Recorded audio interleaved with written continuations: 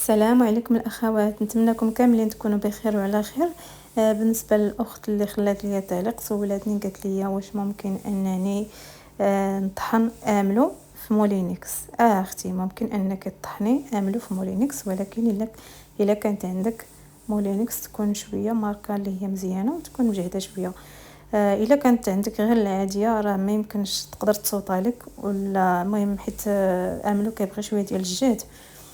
ولا الا كانت عندك الهاشوار يمكن لك انك تطحني كاوكاو بوحدو، كتحمري كاوكاو ولا المهم كيف ما كديري ليه، كديري في الهاشوار حتى كيطحن، وديك الساعات كديريه في مولينكس وديريه معاه الزيت والعسل ولا السكر، المهم داكشي باش المكونات اللي كديري نتيا وكطحنيه. ومن بعد كديري شويه ديال الكاوكاو يكون مهرمش كتخلطيه معاه في الاخير، باش هكا كتحصلي على املو كيكون زوين وكتكون فيه ديك التقرميشه ديال الكاوكاو.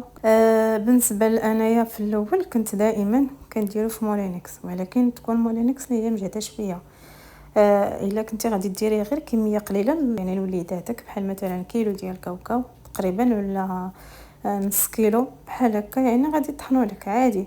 اما الا كنت غادي تطحني كميه اللي هي كثيره راه ما يمكنش، واخا تكون حتى مولينكس مجهده يعني تقدر انك توركي عليه وغادي تصوطا لك ولا شي حاجه. فمن الاحسن انك ديري غير كيلو هكا ولا نص كيلو، المهم الا بغيتي غير ديري لوليداتك هكا في الدار. كديري كميه اللي هي قليله كطحنيها وصافي، انت كتحصلي على امل زوين. اما الا كنتي غادي تخدمي بها بحال مثلا تخدمي للناس ولا شي حاجه، راه من المستحيل انك تخدمي بمولينكس، حيت تقدر تصوطا لك في اي لحظه وغادي تخسري الماكينه ديالك. نتمنى انني نكون جاوبتك على السؤال ديالك اختي.